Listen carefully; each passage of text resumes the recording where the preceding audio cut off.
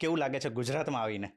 બહુ સારું લાગે છે. Of course you feel very very good. તમારી એક તો ભાષા ગુજરાતી, તમે ગુજરાતી અને ગુજરાતી ફિલ્મ કરી છે, અને અહીંયા તો આપણે ગુજરાતી એટલે લીલા લહેર હા. વાળી વાતો. મને I am very proud that I am Gujarati. So થોડુંક તમારા ગુજરાતી કનેક્શન વિશે જાણવું છે કે ગુજરાત સાથે તમારું કનેક્શન કેવું છે?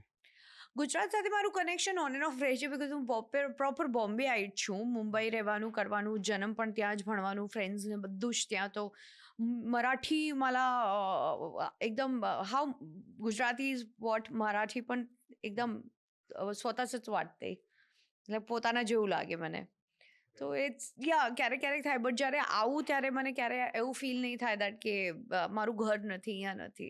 બીજું ઘર જ એવરીવન છે. Is so welcoming and everyone is so, હા એક્ઝેક્ટલી. તો અને હું અહીંયા રહી છું અમદાવાદમાં, તો મને અમદાવાદનું કલ્ચર એવું લાગે, આ Surat, Ahmedabad, Baroda, you know every city you go it has its own charm. True. અને જઈએ ત્યારે એવું લાગે કે આ આપણું જ છે.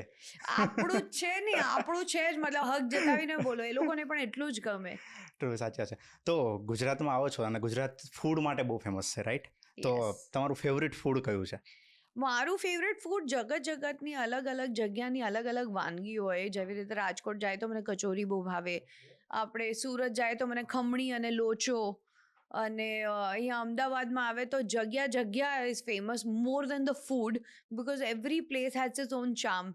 અહીંયાના ટી સ્પોટ છે બધા અલગ અલગ. શંભુઝની coffee, oh my God, I can't describe in one word.